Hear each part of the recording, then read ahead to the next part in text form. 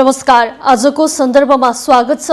म पुष्पा पोखरेल। आजको सन्दर्भको यो अङ्कमा हामी छलफल गर्नेछौँ नेकपाकै आन्तरिक चलो। यो बीचमा दाहाल नेपाल पक्ष विरोधका कार्यक्रम गर्ने भनेर अगाडि बढिरहेको छ। आज मात्रै पनि पेरिस टाढामा भएको पत्रकार सम्मेलनमा विरोधका कार्यक्रमको घोषणा गरेको छ दाहाल नेपाल पक्षले। यता प्रधानमन्त्री केपी शर्मा ओली आफ्ना नेता तथा कार्यकर्ताहरूलाई तोकिएकै समयमा निर्वाचन हुने भएकाले नआत्तिन र भ्रममा नपर्न आग्रह गरिरहनु भएको छ। यता निर्वाचन आयोगले भने दुवै पक्षको आधिकारिकता नपुगेको भनेको छ। अब नेकपाको आधिकारिकता के हुन्छ? एक पक्ष सडकमा, अर्को पक्ष निर्वाचन हुन्छ नै भनिरहेको छ। निर्वाचन आयोगले अर्को निर्णय दिएको छ। यो बीचमा अब नेकपाको आधिकारिकताको टुङ्गो कहाँबाट लाग्छ? आज हामी यही विषयमा केन्द्रित हुनेछौँ। यो विषयमा कुरा गर्न हामीसँग स्टुडियोमा अतिथि हुनुहुन्छ निर्वाचन आयोगका तर्फबाट प्रतिनिधित्व गर्ने भनौँ पूर्व प्रमुख निर्वाचन आयुक्त हुनुहुन्छ डाक्टर अयोधी प्रसाद यादव। त्यस्तै नेकपाका नेता हुनुहुन्छ केशवलाल श्रेष्ठ। यहाँ दुवैजनालाई कार्यक्रममा स्वागत छ। म कार्यक्रमको सुरुवात डाक्टर साहबबाट गर्न चाहे। जस्तो पार्टीमा विवाद भयो त्यसको आधिकारिकताको टुङ्गो लगाउने जिम्मेवारी निर्वाचन आयोगलाई दिएको थियो हैन? अब निर्वाचन आयोगले दुवैको नपुगेको भन्यो हैन, दाबी नपुगेको भनेको छ, माग दाबी। अब यसको टुङ्गो आधिकारिक रूपमा कहाँबाट लाग्छ? अब यसको टुङ्गो लगाउने पोलिटिकल पार्टी बीचको कन्फ्लिक्ट्स र डिस्प्युट उत्पन्न भएपछि या पोलिटिकल पार्टीभित्रको युनिफिकेसन पोलराइजेसनका कुराहरू हुन्छ। यो सबको लागि राजनीतिक दल सम्बन्धी ऐन 2073 छ र त्यसलाई टेकेर निर्वाचन आयोग नै हो प्रथम यस्ता किसिमको रिजोल्युसन गर्नलाई, यो समस्या समाधान गर्नलाई पोलिटिकल पार्टीहरू बीचको निर्वाचन आयोग नै हो। निर्वाचन आयोगले निर्णय गरिसकेपछि त्यो निर्णयमा चित्त नबुझ्ने पक्षले सुप्रिम कोर्ट पनि जान्छन्। यसको अहिले जुन विवाद देखिएको छ नेकपा भित्रको दुई पक्ष, यो दुई पक्षमा उत्पन्न विवाद र दुईटै पक्ष निर्वाचन आयोगमा गएको हामी सबैलाई थाहा छ। अनि निर्वाचन आयोगले विभिन्न किसिमको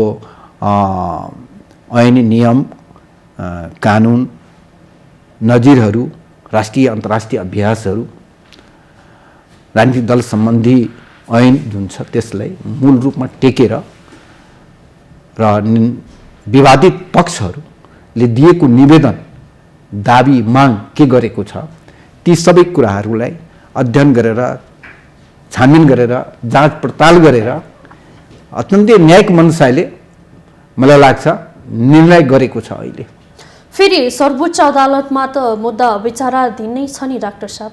होइन, सर्वोच्च अदालतमा विचाराधीन मुद्दा फरक छ, त्यसको प्रकृति फरक छ। त्यहाँ त प्रतिनिधि सभा विघटनको विरुद्धमा त्यहाँ रिटहरू परेको छ र अहिले संवैधानिक इजलासमा त्यसको सुनवाई भइरहेको छ कि प्रतिनिधि सभाको पुनर्स्थापना हुनुपर्छ। एक पक्ष प्रतिनिधि सभाको पुनर्स्थापना हुनु हुँदैन, गरिएको विघटनलाई नै सदर गर्नुपर्छ भन्ने किसिमको माग दुईटै पक्षले राखेको छ। तर निर्वाचन आयोगमा एउटै दलका दुई पक्ष निर्वाचन आयोग गएको छ। त सर्वोच्च अदालतमा एउटै दलका दुई पक्ष हो नि कि विभिन्न कानुन व्यवसायीहरू पनि अब 13वटा छ, 14वटा कति रिटहरू निवेदनहरू परेको छन्। त्यसले गर्दाखेरि सर्वोच्च अदालतमा चलिराखेको बहस पैरवी र निर्वाचन आयोग यो फरक हो। सर, जस्तो निर्वाचन आयोगको एउटा फैसला आयो, के निर्णय गर्छ? एक पक्ष भनेको थियो मेरै पक्षमा आउँछ होला, अर्को पक्ष भनेको थियो होइन हाम्रो पक्षमा गर्छ होला भने, तर निर्वाचन आयोगले फैसला निर्णय अर्कै गरिदियो। अब नेकपाको भविष्य के हुन्छ? मलाई के लाग्छ भने यो दल सम्बन्धी जुन ऐन छ त्यसलाई हेर्ने र यो नेपाल कम्युनिस्ट पार्टी नेकपा निर्वाचन आयोगमा दर्ता हुँदाको अवस्था, यसलाई चाहिँ हेर्दाखेरि के देखिन्छ भने नेपाल कम्युनिस्ट पार्टी नेकपा आफ्नो विधानसहित त्यसको चाहिँ केन्द्रीय नेतृत्वमा को हुनुहुन्छ भन्ने नाम लिस्ट सहित 441 जनाको त्यहाँ दर्ता भएको हो।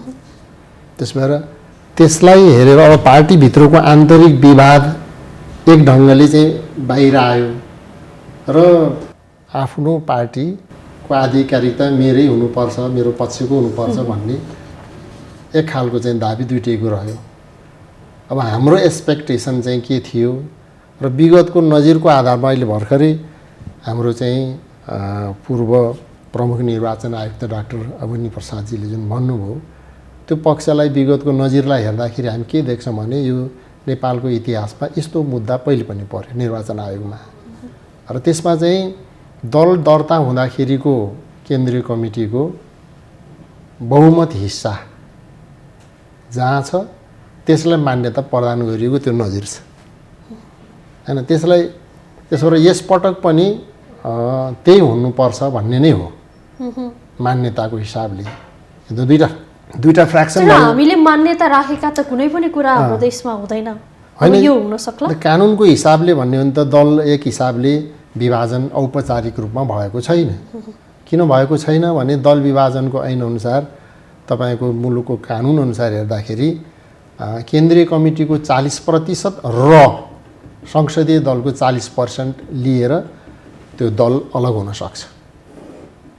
योभन्दा पहिलेकोमा चाहिँ संसदीय दल वा पार्टीको केन्द्रीय कमिटीभित्रको 40% भन्ने थियो, वा थियो, वाको ठाउँमा र छ।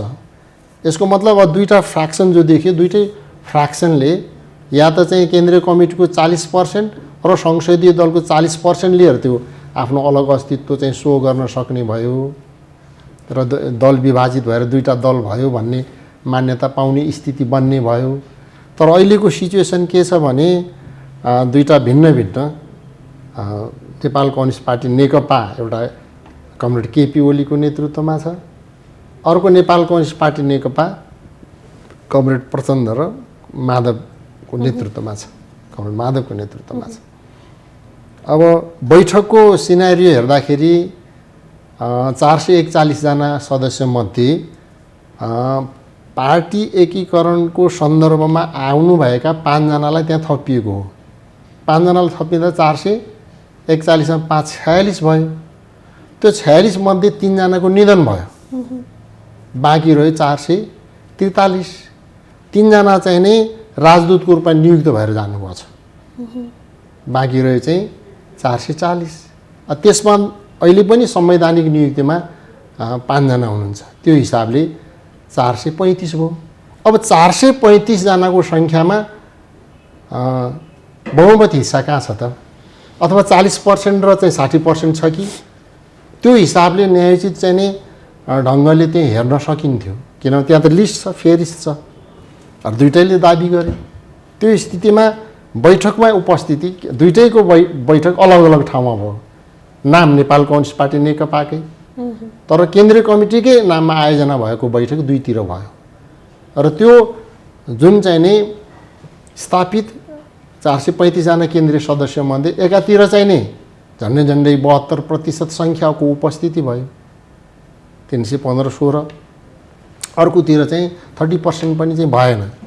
यो चाहिँ गणितको हिसाबले यो तथ्यको आधारमा हेर्दाखेरि चाहिँ दल चाहिँ कसको हुनु पर्थ्यो त भन्दाखेरि अत्यधिक बहुमतको पक्षमा जो छ त्यो त गणित छ नि, त्यो त निर्वाचन आयोगमा दर्ता हुँदाखेरिको नाम लिस्टहरू छ नि, र त्यो पार्टीको सर्कुलरहरूमा पनि छ, सारा मिडियालाई चाहिँ जानकारी पनि छ। त्यसो भएर त्यो हुनुपर्ने अब निर्णय चाहिँ जुन ढङ्गले भएको छ त्यो चाहिँ नि त्यस आधारमा गएन। त्यति मात्र होइन, विगतको नजिरलाई पनि स्थापित गर्ने काम भएन। भनेपछि निर्वाचन आयोगले गरेको निर्णयप्रति पनि आशंका गर्ने ठाउँहरू देखिए। होइन, देखियो नि त, स्वाभाविक रूपमा देखियो। किनभने त्यहाँ चाहिँ नि दुइटैले आफ्नो दलको मान्यताको लागि माग गरिसकेपछि त त्यो अहिले कायम रहेको 435 मध्ये कति बहुमत कता छ भन्ने हिसाबमा फैसला हुनु पर्थ्यो। विगतमा पनि नजिर त त्यही थियो नि, तर नेपालकै विगतको नजिरलाई पनि स्थापित गरिएन र अहिलेको प्रचलित चाहिँ कानुनको आधारमा पनि त्यो चाहिँ भएन, किनभने त्यो त औपचारिक रूपमा विभाजन त भएको छैन नि। सर म एकछिनमा जोडेँ। डाक्टर साहब जस्तो निर्वाचन आयोग त संवैधानिक निकाय हो, संवैधानिक निकाय जहिले पनि निष्पक्ष हुनुपर्छ भन्ने आशा सबैको हुन्छ। यो बिचमा भर्खर सरले पनि भनिरहँदा निर्वाचन आयोग पनि पक्षपाती हुन मिल्छ, भएको हो यो निर्णयले पक्षपाती भएको देखियो रे नि। होइन त्यसो नभन, निर्वाचन आयोग संवैधानिक निकाय हो, स्वतन्त्र स्वच्छ रूपमा निर्णयहरू गरिराखेको पहिले पनि थियो, अहिले पनि गरेन, बहुमतको आधार त टेक्दै टेकेन। त्यसैले म भन्दैछु अहिले पनि बहुमतको आधार कसरी टेक्ने?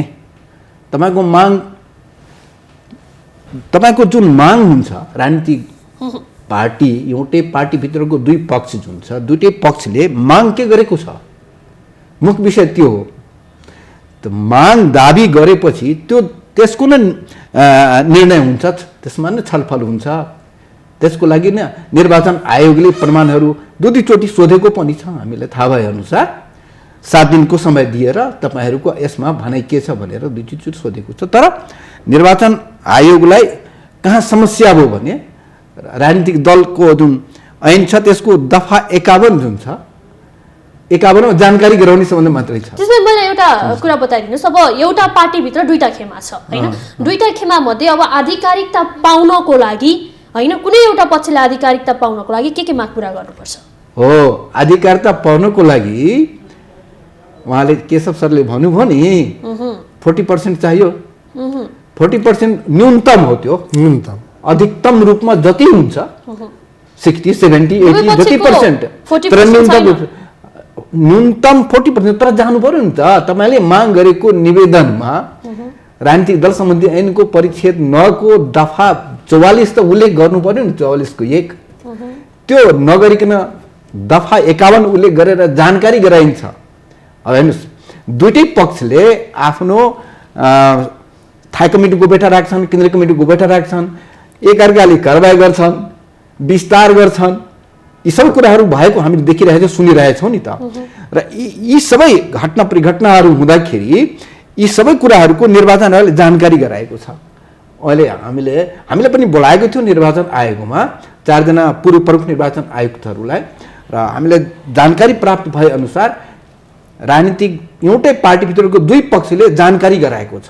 अब जानकारी गराउँदाखेरि निर्वाचन आयोगले त्यो जानकारीलाई छानबिन गर्ने, अध्ययन गर्ने के आधारमा?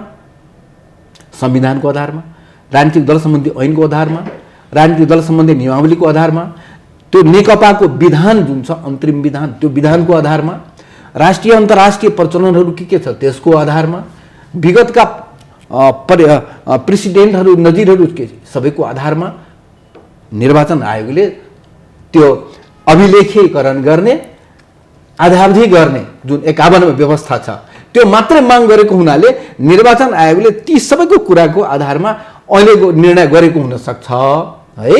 तर निर्वाचन आयोगले एक स्टेप अगाडि आएर दलको मान्यता आधिकारिक दल फलानै हो भनेर भन्न सक्ने अवस्था भएन। त्यहाँ देखियो, 1 मिनट, त्यहाँ देखियो पोखरेलजी, त्यहाँ देखियो 51 मा पनि सबभन्दा बढी बहुमत जुटाएको पार्टी भनेको प्रचण्ड माधव पक्षले दिएको होला त्यहाँ है। स्योरै छ त्यो त।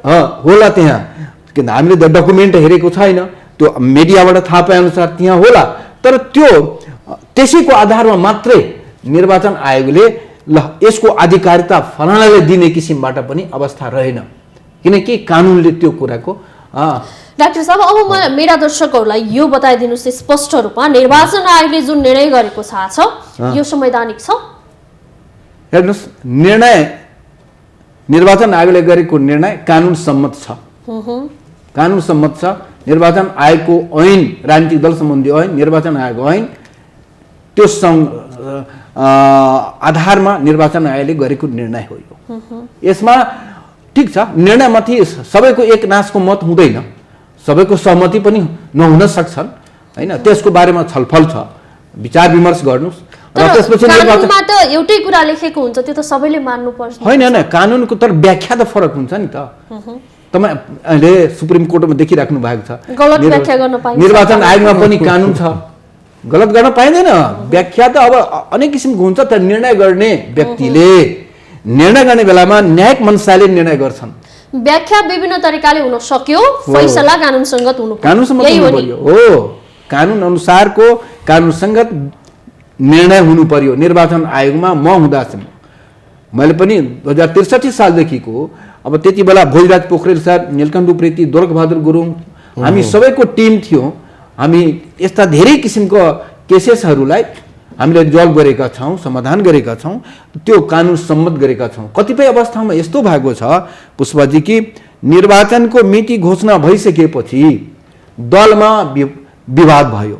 विवाद भइसकेपछि निर्वाचनको अवधिमा दलको विवादलाई समाधान गर्न नसक्ने भएकोले अन्तरिम निर्णय गरेर निर्वाचन आयोगले तपाईहरू मिलेर निर्वाचनमा भाग लिनुस् भनेर पनि हामीले निर्वाचन आयोग अन्तिम निर्णय गरियो। तर निर्वाचनको मिति सरिसकेको हुनाले फेरि ती विवादित दलका दुई पक्षलाई बोलाएर विवाद समाधानको लागि निर्वाचन आयोगले हैन त्यो फाइललाई अगाडि बढाएको पनि उदाहरण छ।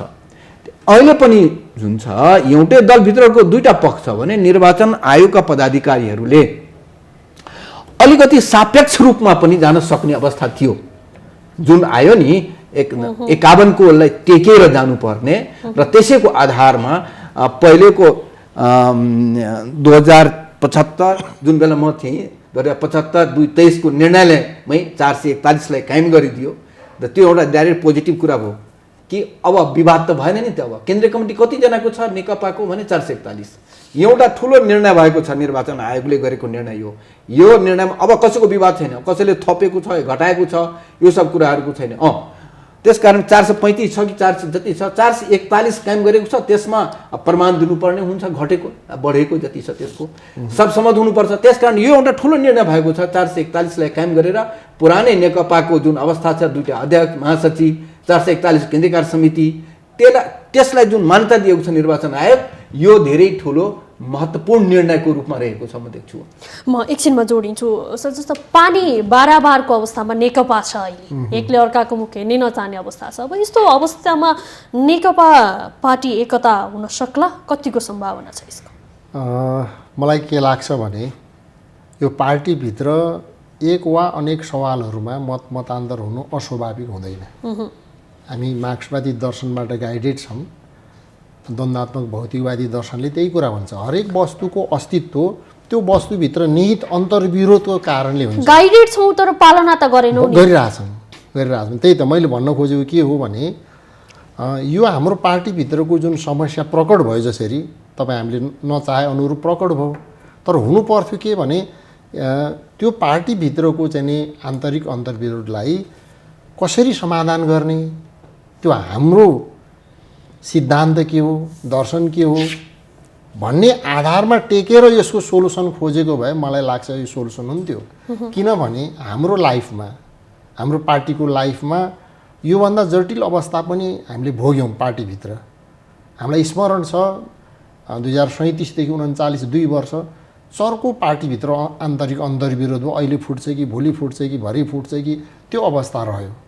तर त्यति बेलाको नेतृत्वले त्यो समस्यालाई सैद्धान्तिकीकरण गर्यो र त्यसलाई चाहिँ बुद्धिमत्तापूर्ण ढङ्गले त्यसलाई चाहिँ पार्टीभित्रकै छलफलको प्रक्रियाद्वारा एउटा निकास निकालिदियो र एउटा सिस्टम बसाल्यो जसले पार्टी फुटेन र पार्टी अझै बढी सुदृढ भयो, अझै बढी एकताबद्ध भयो। त्यसबाट अहिले पनि पार्टीभित्र विभिन्न सवालहरूमा मतान्तर भए जो बाहिर आए म बढी भनिरहन चाहन्न। तर मेरो चाहिँ आशय के हो भने हामीसित पार्टी निर्माण र सञ्चालन गर्ने 4वटा बेसिक प्रिन्सिपलहरू चाहिँ छन्, जसलाई कमरेड मदन भण्डारीले निष्कर्षको रूपमा निकाल्नुभयो। तर त्यही मदन भण्डारीले निकालेको जबज नै नमानेको त देखिन्छ नि नेकपा। होइन, त्योभन्दा पनि त्यो जबजको एउटा बेग्लै विषय हो जो मदन कमरेडले नेपालको कम्युनिस्ट आन्दोलन र विश्व कम्युनिस्ट आन्दोलनको परिप्रेक्ष्यमा एउटा नयाँ विचार, नयाँ सिद्धान्त, नयाँ मान्यता राख्नुभयो। हो त्यही मान्यता अनुरूप पार्टी निर्माण र सञ्चालन सम्बन्धी एउटा मान्यता छ। त्यो भनेको 4वटा निष्कर्ष के हो भने पहिलो कुरा ठ्याक्कै बताइदिनुस् न, अब पार्टी एकीकरणको सम्भावना छ कि छैन? पार्टी त्यही त 4वटा कुरा छ कि छैन सम्भावना हुन सक्छ, सम्भावना छ, हुन सक्छ। कुन बेलामा हुन सक्छ भन्ने 4वटा जुन बेसिक प्रिन्सिपल जसलाई मदनले निष्कर्ष निकाल्नुभयो त्यसलाई टेकेर हिँड्ने कबुल चाहिँ दुईटै पक्षले गर्छ भने पार्टी एकता अझै बलियो हुन सक्छ। पहिलो कुरा के गर्नु पर्यो दुईटै पक्षले भने पार्टीलाई मार्क्सवादी दर्शनको आधारमा मार्क्सवादी लेनिनवादी सिद्धान्तको आधारमा चलाउने प्रतिबद्धता हुनु पर्यो। मार्क्सवादी दर्शन भनेको वर्गीय दर्शन हो, क्लास फिलोसफी भनिन्छ। वर्गीय दर्शन भनेको सर्वहारा श्रमजीवी वर्गको दर्शन हो। यसको अर्थ हामीले सर्वहारा श्रमजीवी मजदुर किसानको हित र उनीहरूको समृद्धिको लागि केन्द्रित गर्ने एउटा काम हामीले गर्नुपर्छ। गर्नुपर्छ। मैले त्यो पार्टीमा उठाउँदै आएँ। मैले जस्तै मागको बैठकमा पनि मैले लिखित रूपमा त्यो कुरा उठाएँ। त्यसलाई मैले अहिले धेरै भन्न चाहन्न, तर पहिलो कुरा त्यो हुनु पर्यो। त्यो भइराखेको छैन, तपाईँले भन्नुभयो ठिक। त्यसमा त्यो हुनु पर्यो। दोस्रो कुरा के हो भन्दाखेरि यो कम्युनिस्ट पार्टी भनेको जनताको जनादेशमा शासन चलाउनु पर्छ भन्ने निष्कर्ष हो। किनभने जनताको जनादेश अनुसार शासन नचलाउँदाखेरि 70 वर्षसम्म लगातार सोभियत सङ्घको कम्युनिस्ट पार्टीको नेतृत्वमा चलेको सोभियत समाजवाद पनि ढल्यो। पूर्वी युरोपका समाजवादी देशहरू पनि ढल्यो। किनभने जनताको जनादेश लिएर शासन चलाउने विधि अवलम्बन गरिएन। पार्टीका नीतिका विचार कार्यक्रमहरू जनताको बिचमा लाने र पार्टीको नीति विचारको कार्यक्रमको पक्षमा कन्भिन्स गरेर जनताको बहुमतको चाहिँ समर्थन प्राप्त गरेर शासन चलाउने, त्यो पक्षमा जानु पर्यो। किनभने कम्युनिस्ट पार्टी त तानाशाही हुन्छ, हैकमवादी हुन्छ, जे पनि गर्छ भन्ने कुरा त देखा पर्यो। त्यसको पनि चर्चा त भयो। त्यसबाट दोस्रो निष्कर्ष भनेको के हो त भन्दाखेरि जनताको जनादेश लिएर शासन चलाउने भन्ने यो। यसो गर्न सकिएन भने कम्युनिस्ट पार्टीले शासन चलाए पनि सरकार चलाए पनि टिक्दैन भन्ने हो। तेस्रो कुरा के हो भने कम्युनिस्ट पार्टी हरदम जनताको बिचमा जानुपर्छ, हरदम जनताको बिचमा जानुपर्छ र जनताको विश्वासको बहुमत प्राप्त गर्ने जनआधारित पार्टी बनाउने काममा लाग्नुपर्छ। यो त्यसको तेस्रो निष्कर्ष हो, जनआधारित पार्टी निर्माण गर्ने। र चौथो कुरा के हो, तपाईँले अहिले प्रश्न गर्नुभएको र सम्भावना के हो एकताको भने चौथो कुरा भनेको कम्युनिस्ट पार्टीले सधैँभरि आफ्ना नीति विचार र कार्यक्रमलाई कार्यान्वयन गर्दाखेरि त्यहाँ हामीले गल्ती गऱ्यौँ कि कमजोरी भयो कि भनेर आत्मसमीक्षा गरी आलोचनात्मक ढङ्गले आफ्नो नीति विचार कार्यक्रमको इम्प्लिमेन्टेसनलाई चाहिँ आलोचनात्मक ढङ्गले हेर्ने र कमी कमजोरीहरूलाई चाहिँ नि हटाउने प्रतिबद्धता गरेर जाने हो। यो अहिले पनि यो चारवटा कुराको मान्यतामा चल्ने कटिबद्धता दुईटा पक्षले देखाउँछ भने निश्चित रूपमा पार्टी एकता हुन्छ। म फेरि जोडिन्छु हजुरसँग, तर यो कुनै पनि अहिले नेकपामा देखिएको छैन। डाक्टर साहब, जस्तो निर्वाचनको मिति घोषणा भइसकेको छ सरकारले, प्रधानमन्त्री केपी शर्मा ओलीले वैशाख 17 र 27मा कुनै पनि हालतमा निर्वाचन गर्नुपर्छ र हुन्छ भन्नुभएको छ। यस्तो अवस्थामा निर्वाचन आयोगले प्राविधिक रूपमा त्यही मितिमा निर्वाचन गर्न सक्छ? के छ सम्भावना? अनि निर्वाचनको लागि सबभन्दा महत्त्वपूर्ण कुरा हो निर्वाचन आयोग निर्वाचनको लागि प्रतिबद्ध भएर आफ्ना आन्तरिक तयारीहरू अगाडि बढाउनुपर्छ। त्यसले पनि सम्भावनाहरू निर्वाचनको डेमोक्रेसीमा जति बेला पनि हुन्छ, गराउन सक्छ, त्यही कुरा भन्छु मैले, गराउन सक्छ। त्यो के निर्वाचन भन्ने कुरा निरपेक्ष कुरा होइन, सापेक्ष कुरा हो। निर्वाचनको विभिन्न प्रक्रियाहरू हुन्छ नि त, इलेक्टोरल प्रोसेस जुन हुन्छ नि त्यो अन्तर्गतमा धेरै भ्यारिएबल्सहरू आउँछ। अब त्यसको लागि निर्वाचनको बाहिरी शक्तिहरू पनि छन्। निर्वाचनमा भाग लिने शक्ति को हो त? राजनीतिक दल हो मुख्य रूपमा। त राजनीतिक दलहरूको बिचमा समझदारी, सहानुभूति, सहकार्य, समन्वय यदि भएन टग अफ वार छ। यो अवस्था भयो भने एउटै दलभित्र जुन कि सरकारमा भएको दलकै भित्र जुन विवाद छ, यो विवादको समाधान नहुन्जेलसम्म निर्वाचनको वातावरण बनाउनलाई पनि अप्ठ्यारो हुन्छ नि त। त्यसकारण निर्वाचन आयोगले निर्वाचन गराउन सक्छ, निर्वाचन आयोग सक्षम छ। तर निर्वाचन आयोगले जब निर्वाचन कार्यक्रम अगाडि लिएर जान्छ त्यति बेला राजनीतिक दलहरू नै सबभन्दा फ्रन्टमा आउँछन्। जस्तो कि निर्वाचनमा भाग लिनको लागि राजनीतिक दलको दर्ताको लागि सूचना निकाल्नुपर्छ संविधानको अनुसार। त्यो सूचना निकाल्दाखेरि राजनीतिक दलहरू त्यो निवेदन हाल्छन्। अब अहिले कस्तो अवस्था छ भने एउटै दल दुई पक्ष दुईटैले एउटै लेटर प्याड युज गरिराखेको अवस्थामा त्यो कुन पक्षको लेटर प्याडलाई निर्वाचन आयोगले मान्ने एउटा कठिन परिस्थिति उत्पन्न हुन्छ। त्यसकारण के हो भने या त दुईटै पक्ष मिलेर जानु पर्यो। म अघि एउटा उदाहरण दिएको थिएँ 2064 सालको निर्वाचनको बेलाको। दुईटै पक्ष मिलेर जान सक्छन्। कुनै यो धेरै आगो पानीको जुन कुरा गर्नुभयो नि तपाईँ, त्यो छैन, मिल्न सक्छन्। राजनीतिकमा यस्ता किसिमको सँगसँगै काम गरेकाहरू हुन्, अलिकति फुटेका छन्, मिलेर जाओस्। हाम्रो नेपालीहरूको इच्छा त्यही छ, हामी सबै मतदाताहरूको पनि इच्छा त्यही छ। निर्वाचन आयोगले तयारी गरिरहेछ मिलाउनलाई। निर्वाचन आयोगले त संवादको एउटा परामर्श गराउने राजनीतिक दल सम्बन्धी ऐनमा व्यवस्था छ कि दलहरूको बिचको संवाद गर्ने, र जहिले पनि दलको जिम्मेवारी हो। डेमोक्रेसी बचाउने जिम्मेवारी कसको छ? दलको छ। र डेमोक्रेटिक इलेक्सन गराउने जिम्मेवारी निर्वाचन आयोगको छ। यो सबै संस्थाहरू एकअर्कासँग जोडिएको छ। निरपेक्ष रूपमा निर्वाचन आयोगले पनि हेर्न हुँदैन। त्यसकारण निर्वाचन आयोगलाई राजनीतिक सहमतिको वातावरण कन्ड्युसिभ भयो भने र त्यसको लागि भूमिका कसले निर्वाह गर्नुपर्छ भने राजनीतिक दलहरू स्वयं गर्नुपर्ने हुन्छ। नेपालको सरकारले राजनीतिक दलहरूको बिचको एउटा राम्रो वातावरण बनाउने जिम्मेवारी नेपाल सरकारको पनि हो, निर्वाचन गराउने 17-27 को लागि। त्यसकारण के भने निर्वाचनको सबै व्यवस्थापन गर्न सक्ने सक्षम निर्वाचन आयोग छ।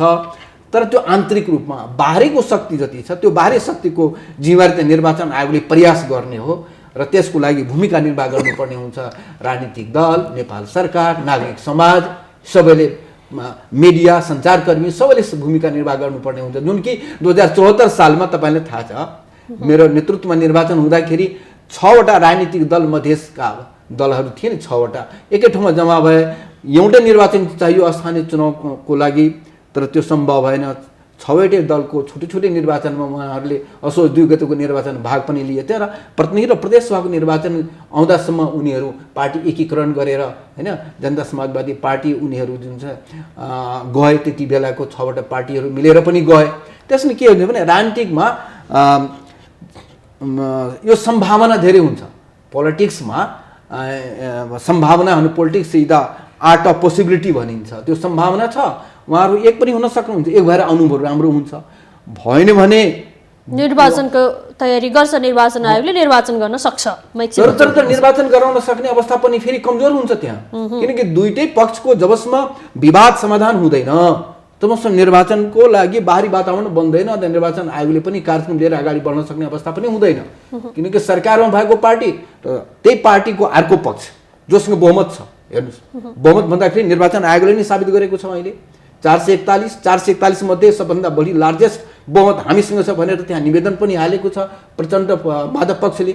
यसरी के देखिएको छ भने बडा कन्ट्राडिक्टी र कन्फ्लिक्ट्सको सिचुएसन देखिएको हुनाले यो निर्वाचन गराउने कुरा जुन छ नि निरपेक्ष रूपमा होइन सापेक्ष रूपमा यसलाई लिनुपर्ने हुन्छ, र त्यसको लागि सबभन्दा महत्त्वपूर्ण पक्ष हो पोलिटिकल इन्भाइरोमेन्ट कन्ड्युसिभ हुनुपर्छ। हस्, म एकछिनमा जोडिन्छु। तपाईँले 4वटा कुरा अघि बताइरहँदा जनाधिरिकता भन्ने कुरा पनि आइरह्यो। जनमानसमा जाने, जनताको विश्वास जित्ने, श्रमजीवी वर्गहरूको भूमिकालाई समेट्ने कुराहरू आइसके। धेरैचोटि हेरिसके नेपालका राजनीतिक दल नेतृत्वलाई जनताले धेरैचोटि विश्वास गरिसके र यो भन्दा अगाडि पनि गरिसके। जब पार्टीभित्र आन्तरिक विवाद हुन्छ, किचलो आउँछ, तब मात्र जनमानस चाहिन्छ, सडकमा उडाल्ने प्रयास हुन्छ। होइन, जनताले कतिचोटि विश्वास गर्नुपर्ने नेकपालाई, दलहरूलाई? जनताले त्यति बेलासम्म विश्वास गर्छ जति बेलासम्म उसले व्यावहारिक रूपमा आफूले अगाडि सारेका सिद्धान्त, नीति, विचार र कार्यक्रमहरूको इम्प्लिमेन्टेसन गर्छ, व्यावहारिक रूपमा रूपान्तरण गर्छ। त्यस भएर पार्टीलाई हेर्ने कुरा पनि के भने पार्टीले अगाडि सारेको नीति, विचार र कार्यक्रम कार्यान्वयनमा गएको छ कि छैन भनेर हेर्नु पर्यो। त्यसमा त्रुटि छ भने कमी कमजोरीलाई हटाउनु पर्यो। होइन भने त जनताले त विश्वास गर्न सक्दैन नि, कम्युनिस्ट पार्टीको पक्षमा जनमत आउन सक्दैन। तर हाम्रो देशमा के देखियो, विश्वको कम्युनिस्ट आन्दोलन एउटा दृष्टान्त हाम्रो देशमा देखियो। एउटा कालखण्डमा हिजो चाहिँ एज ए लार्जेस्ट पार्टी 9 महिने सरकार चलायो कम्युनिस्ट पार्टीले नेपालको इतिहासमा पहिलो पटक। त्यसले 9 महिनामा गरेको जनताको हितमा जे काम गर्यो, राष्ट्रको हितमा जे काम गर्यो, जनताहरू चाहिँ एकदम ठुलो चाहिँ विश्वास प्रकट गरे। र त्यसकै निरन्तरता स्वरूप नेपाल कम्युनिस्ट पार्टी नेकपा प्रति हिजो दुईटा अलग अलग पार्टीले संयुक्त मोर्चाको रूपमा पार्टी चुनाव फेस गरे, नेकपा एमाले र पूर्व नेकपा माओवादी केन्द्र।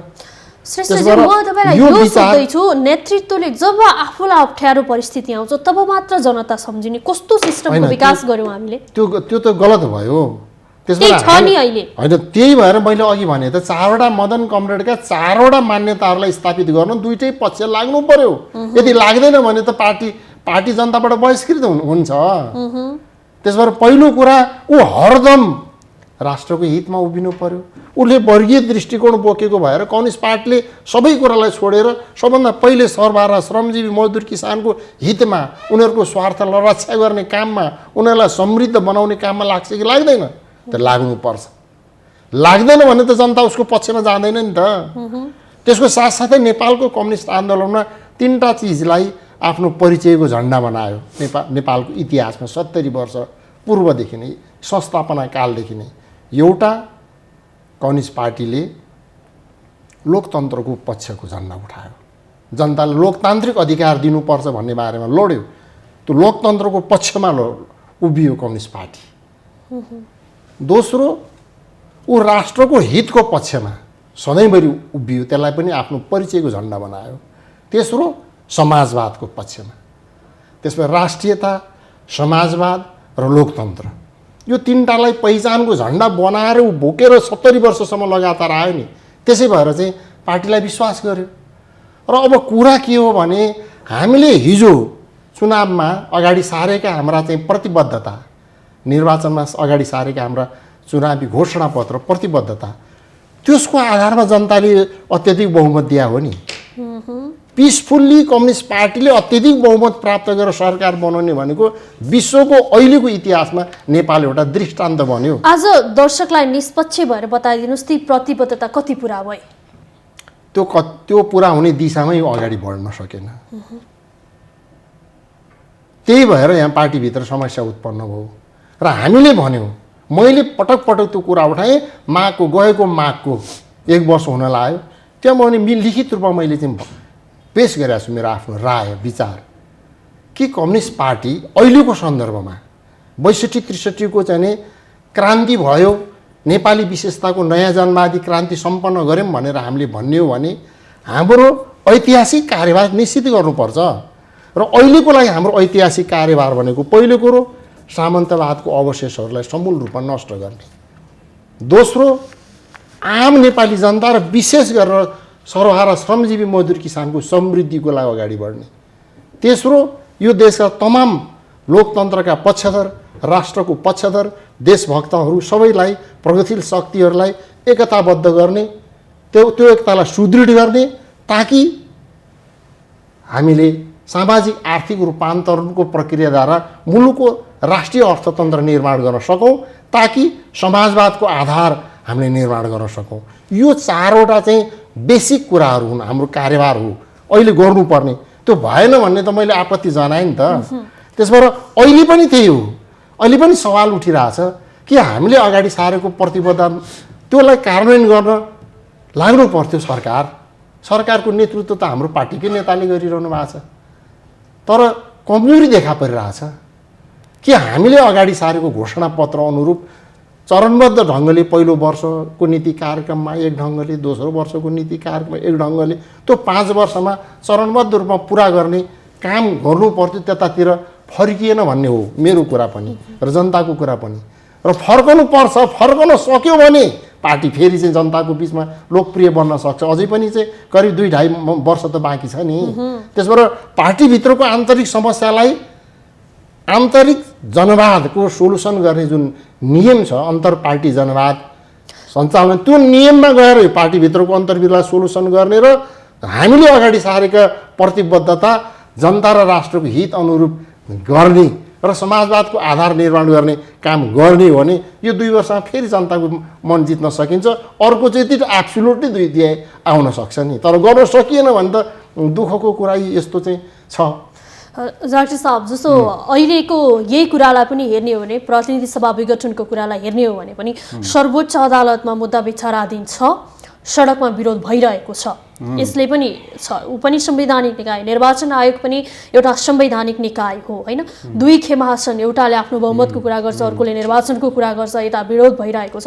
यो यस्तो अवस्थामा एउटा संवैधानिक निकायलाई निष्पक्ष फैसला गर्न, निष्पक्ष निर्णय निकाल्नको लागि यो बाहिर हुने यस्ता कार्यक्रमहरूले कतिको असर गर्छ? धन्यवाद पुष्पाजी, तपाईँले बडा राम्रो प्रश्न गर्नुभयो। खास गरेर निर्वाचन आयोगलाई र सुप्रिम कोर्टमा भइराखेको अहिले बहस परिवेशको कुरा म गर्दिनँ। निर्वाचन आयोगमा विवादहरू, राजनीतिक दल सम्बन्धी विवादहरू या अन्य विवादहरू को निवेदन पढ्न जाँदाखेरि निर्वाचन आयोग को विरुद्धमा पक्षमा विभिन्न कुराहरू नआएको होइन। पुराना नजिरहरू हेर्दाखेरि त मेरै पुतला पनि जलाएको थियो निर्णय गर्दाखेरि रापरापाको बेलामा, होइन? त अब यस्ता कुराहरू हुन्छन्, तर बाहिरको प्रभावमा निर्वाचन आयोग पर्दैन। निर्वाचन आयोग जहिले पनि निष्पक्ष स्वतन्त्र रूपमा निर्णयहरू गर्छन् र गर्नु पनि पर्छ।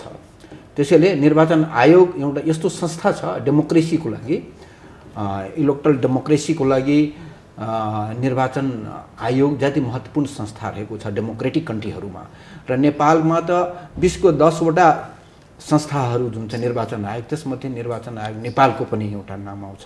त्यो ज्यादै स्थापित निर्वाचन आयोग नेपालको हो, किनकि ज्यादै कन्फ्लिक्ट्स इलेक्सनहरू निर्वाचन आयोग जति शान्तिपूर्ण रूपमा गरेको छ। 64 को इलेक्सन, 70 को इलेक्सन, 74 मा सबै इलेक्सन एकैचोटि गराइदियो एकै वर्षमा। त्यसले गर्दाखेरि निर्वाचन आयोग जहिले पनि स्वतन्त्र स्वच्छ रूपमा निर्वाचन आयोगले निर्णयहरू गर्छ, कुनै पनि पक्षको प्रभावमा परेर निर्णय गर्दैन। कुराहरू हुन्छन्, मिडिया लगायतका विभिन्न अहिले खुला समाज हो, लोकतन्त्रमा सबैले सबै कुरा राख्न स्वतन्त्रता छ, तर निर्वाचन आयोगले आफ्नो संविधानको आधारमा, कानुनको आधारमा, नियमावलीको आधारमा, दलको जुन विधान हुन्छ, नियमावली हुन्छ, त्यसको आधारमा र प्रचलित जुन ऐन कानुनहरू छन् राष्ट्रिय अन्तर्राष्ट्रिय स्तरमा प्रचलित छ त्यसको आधारमा, नजिरहरूको आधारमा, र यति कुरा हुँदाहुँदै पनि वर्तमान अवस्थामा राष्ट्रको निकास जुन छ लोकतान्त्रिक व्यवस्थामा अवरोध उत्पन्न भयो, निर्वाचनमा अवरोध उत्पन्न हुन सक्ने सम्भावनाहरू देखिएमा निर्वाचन आयोगले विशेष किसिमको पनि निर्णयहरू गर्न सक्ने हुनुपर्छ, र त्यो हामीले विगतमा गरेका पनि छौँ। त्यसकारण अहिलेको निर्वाचन आयोगलाई पनि म आग्रह गर्न चाहन्छु कि अहिले विशेष अवस्था उत्पन्न भएको छ, अनिर्णित अवस्थामा एउटै दलका दुई पक्षलाई राख्नु हुँदैन। दुईटै पक्षलाई अहिले पनि बोलाएर, होइन, एउटा समाधानको बाटो कसरी हुन्छ निकाल्नको लागि प्रयास गर्नुपर्ने हुन्छ।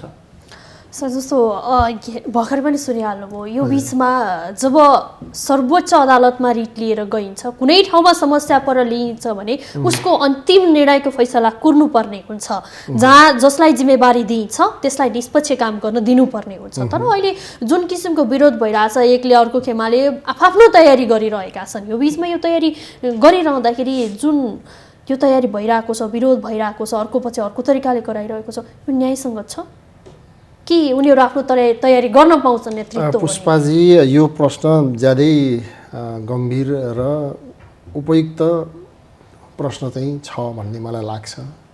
किनभने अहिलेको प्रेजेन्ट कन्टेक्स्टमा 3टा विषय मुख्य मुद्दा हो। एउटा कुरा, यो देशका हरेक राजनीतिक दल र सम्पूर्ण नेपाली जनताले महसुस गरेको कुरा के हो भने 46 को परिवर्तन पछाडि मुलुकको राष्ट्रिय राजनीति अस्थिर भयो। राजनीतिक अस्थिरताले मुलुकको विकास भएन, जनताको समृद्धि भएन भन्ने निष्कर्ष निकालिएको हो। त्यसभएर मुलुकलाई राजनीतिक स्थिरता दिनुपर्छ भन्ने प्रतिबद्धता पनि हो। तर यो घटनाले मुलुकलाई कतातिर लाँदैछ भन्दाखेरि राजनीतिक स्थिरता होइन, राजनीतिक अस्थिरतातर्फ लाँदैछ। यो पहिलो कुरा। दोस्रो कुरा, हामीले कमरेड मदनको नेतृत्वमा हामीले निकालेको अर्को एउटा महत्त्वपूर्ण निष्कर्ष के हो भने कम्युनिस्ट पार्टीले संविधानको सर्वोच्चतालाई पालना गरेर शासन सत्ता सञ्चालन गर्नुपर्छ र कानुनी राज्यको सिद्धान्तलाई पालना गर्नुपर्छ। यसरी विगतमा एउटा तानाशाही ढङ्गले, हिंसा हत्याको ढङ्गले, एकपक्षीय ढङ्गले जुन शासन चलायो, त्योभन्दा पृथक लोकतान्त्रिकरणको प्रक्रियाद्वारा संविधानको सर्वोच्चता र कानुनी राज्यको सिद्धान्तलाई परिपालना गर्नुपर्छ भन्ने अर्को निष्कर्ष हो कमरेड मदनको। त्यसको अनुयायी हामी हौँ। त्यसबाट अहिले हामी के देखियो त भन्दाखेरि अहिलेको यो सदन भङ्ग गर्ने जुन केस आयो त्यस पछाडि नै यो चाहिँ बहस विवाद अति तीव्र बनिरहेछ। सारा चाहिँ नि बुद्धिजीवीहरू, सारा कानुनविदहरू, सारा चाहिँ जनताहरू, सारा नेपालका वर्ग तह सबै चाहिँ नि त्यहाँ चाहिँ संलग्न भइरहेछ किन संलग्न भइरहेछ भने यो संविधानमा यो पहिलेको संविधान होइन नि, संविधान सभाबाट बनेको संविधान हो र यो संविधान बनाइरहँदाखेरि प्रधानमन्त्रीलाई सदन भङ्ग गर्ने अधिकार दिनुहुन्न भन्ने आम निष्कर्ष हो। आम भनेको नेपालका सम्पूर्ण राजनीतिक दलहरूको सहमतिको आधारमा त्यो अधिकार कटौती गरिएको छ। त्यस भएर त्यसलाई त हेर्नु पर्यो। हाम्रो सामुन्ने हाम्रो चाहिँ नि सम्मानित चाहिँ नि डाक्टर अवन्ती प्रसाद यादवजी हुनुहुन्छ, जो चाहिँ नि निर्वाचनको आयुक्त भइसक्नु भएको छ। उहाँ एउटा विद्वान दिग्गज व्यक्तित्व पनि हुनुहुन्छ।